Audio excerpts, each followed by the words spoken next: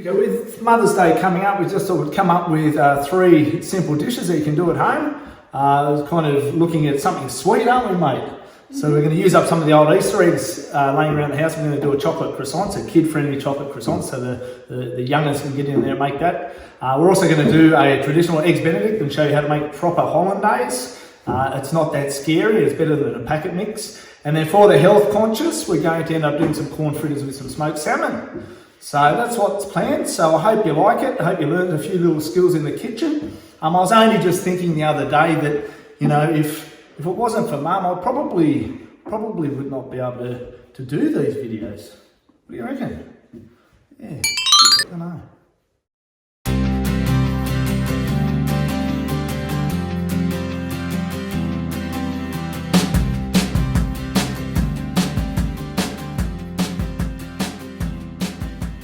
Alright, so the first thing we want to do with our Eggs Benedict before we actually start cooking the eggs and making the actual product is we want to make the hollandaise first, because you don't want to be messing around trying to make that while you're actually putting all the Eggs Benedict together.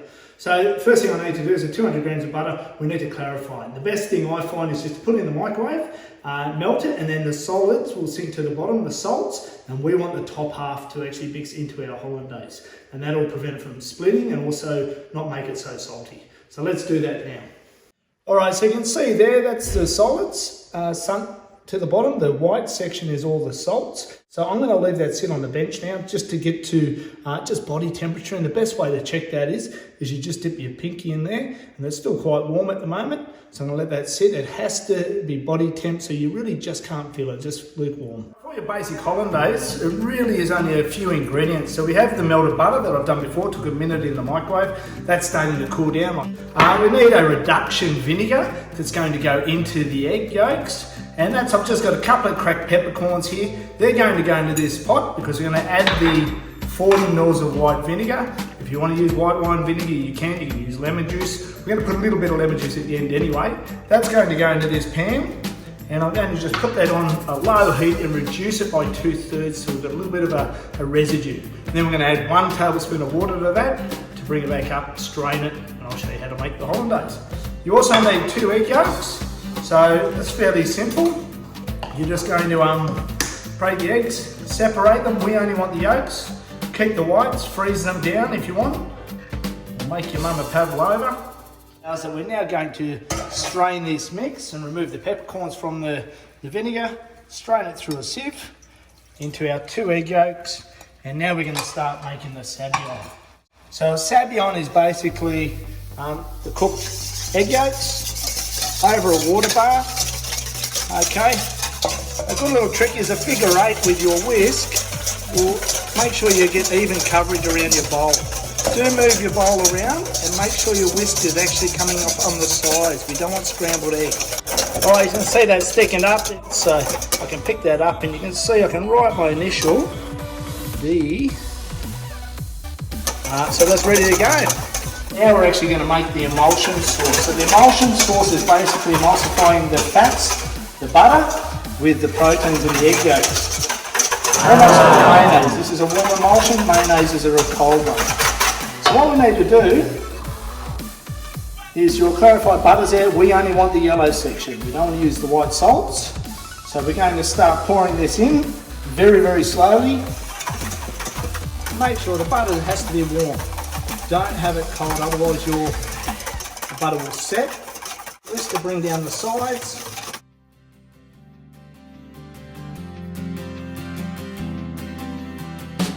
Now just going to put a squeeze of lemon juice in there, about 20 mils, just catching the seeds with my hands. I'm also going to put a little bit of the warm water just in there, and that just stabilises and also gets it to the consistency I'm after. Okay, now you're going to keep this warm, ready while we're making the eggs and while we're doing the bacon and the spinach. So the best way to do that is just pop it at the back of the stove, a little bit of foil, and that will stay warm for about half an hour.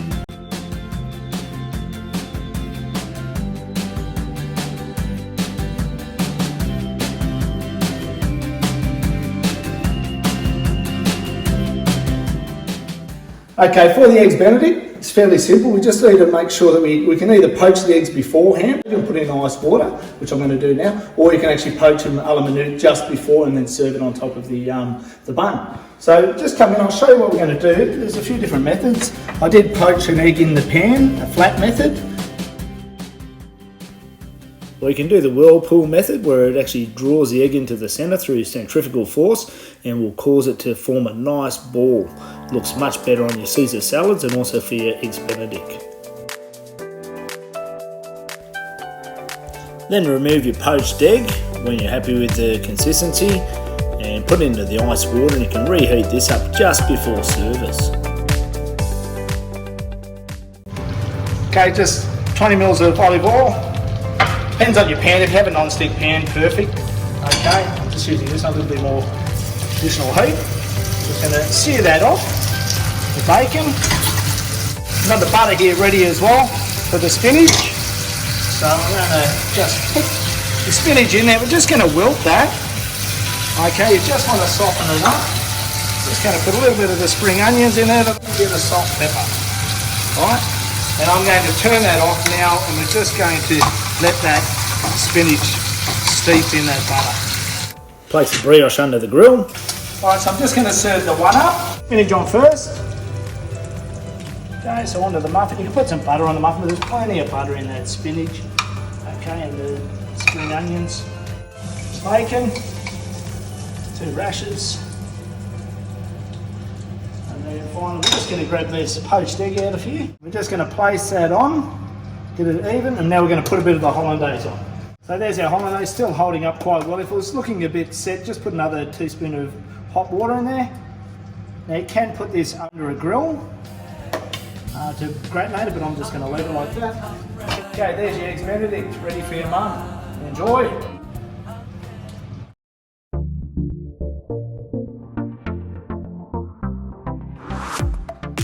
Right, it's always a good idea when you're doing things like this, make the dish look presentable. So just roll your salmon up.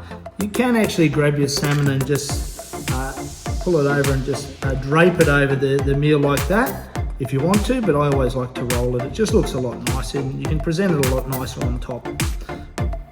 Okay, the most important thing now is to get your mise en place ready, which get everything in its place, ready to go. So chop your flat leaf parsley up finely.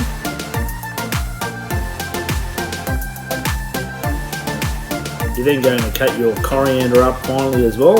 It's a good idea to cut all your vegetables on one side of the board for reduced cross-contamination. This is going to be used for your yogurt sauce later on.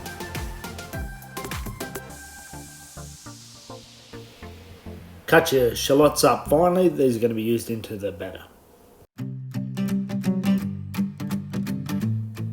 To make the corn fritter batter, you'll get your 2 eggs, mix them well with the buttermilk, then add your creamed corn, your parsley. This is then gently folded into your sifted flour. Mix well to combined. Then finally add your chopped spring onions and just rest for about 10 minutes. Now to make your yogurt sauce, get your yogurt, add your coriander, lemon juice, and then season to taste. Right, so the batter's rested for about 10 minutes. That just allows the gluten to relax, so we're not going to have a really rubbery pancake or fritter. So now we're going to cook these on this flat top. So you can use a electric fry pan, non-stick, or this one I just picked up from Aldi. It's very easy. It just makes the fritters come off a lot easier. We're warming the pan up on a medium heat. Don't have it too hot, otherwise it will actually over-caramelise the base of your fritters. Just a little bit of the olive oil. Okay, I'm only going to do a tablespoon for this first one. Or you can use the spray oil if you want to. That's up to you. It's not a problem if you just want to have a little bit less oil on your pan. Is spread out on the tray. So the fritter mix and drop her on the centre there. You just want to circle, obviously, and just spread it out with the base of your spoon. I'm just going to do probably about 6. They're starting to cook on the outside. The bubbles that start to come through like a pancake. That just tells me they're ready to flip over. So I'm going to turn them over nicely. Okay, this is a great little scraper. You can use a palette knife or even an egg flip, it really doesn't matter as long as you can turn it over. I'm going to take one straight off here and serve it. So I'm going to keep those warm. So this one's going to come over to our plate over here. Come on over. Right. So we've just got the English spinach, the baby spinach. Right, we've got our smoked salmon. I'm just going to go 2 on here. That's all we really need. Up to your mum, how much she wants to eat. Alright, and then we're just going to go the yogurt and coriander. Beautiful.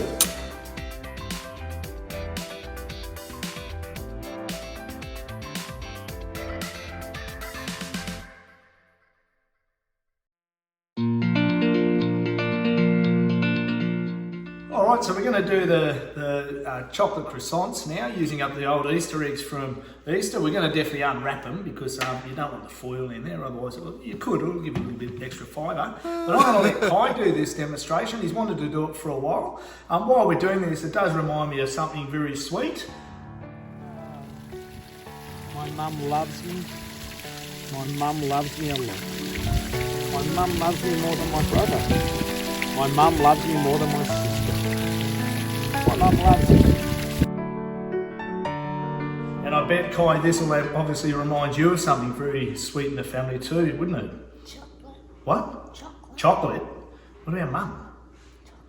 Chocolate first. Geez, we'll make sure we don't put that in the video, eh? All right, Kai, I'm going to leave you to it. Let them all know what's going to be in these chocolate croissants you're going to make up. You're going to need some Nutella. You're going to need 1 egg, a handful of some chocolate, some 2 strips of puff pastry, and a baking tray. That's all. First thing you need to do is turn your oven to 190 degrees and wrap this chocolate.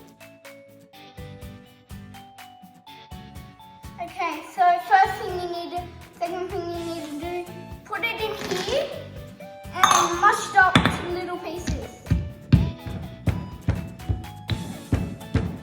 And then water and pesto, just use a food blender, crack an egg.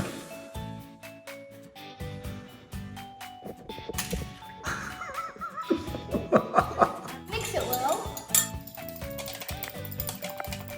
2 big spoons of Nutella. Put the Nutella in for 30 seconds so it can soften. Get your pan to line the baking tray, and I can do it because I'm a grown man. So, cut out 4 triangles.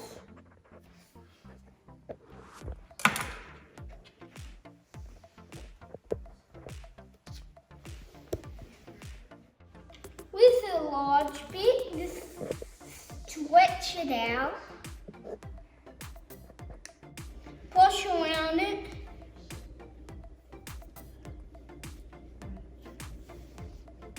put some Nutella in the middle,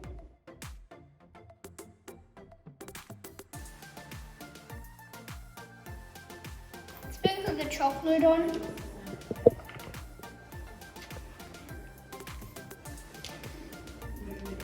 Roll it.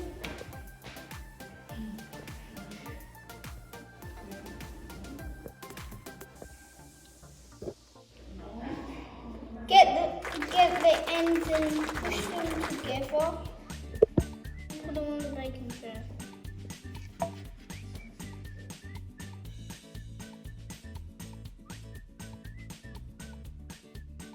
The oven.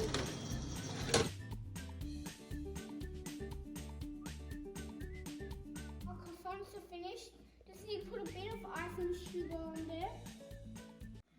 Before we start, I need to introduce you to these wicked. This one's white chocolate and this one's caramel. Okay, let's get into this. Okay, so we're gonna put this vanilla chocolate in here.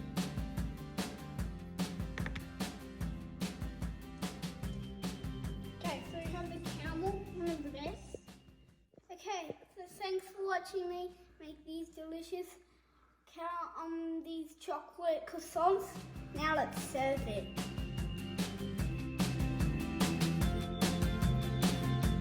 God, don't do that. What are you? Oh, listen. Salt and pepper. This is a food porntizer.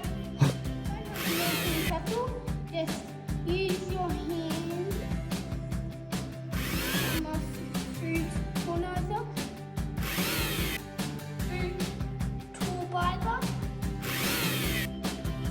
Pornizer. Food processor. Who's it for?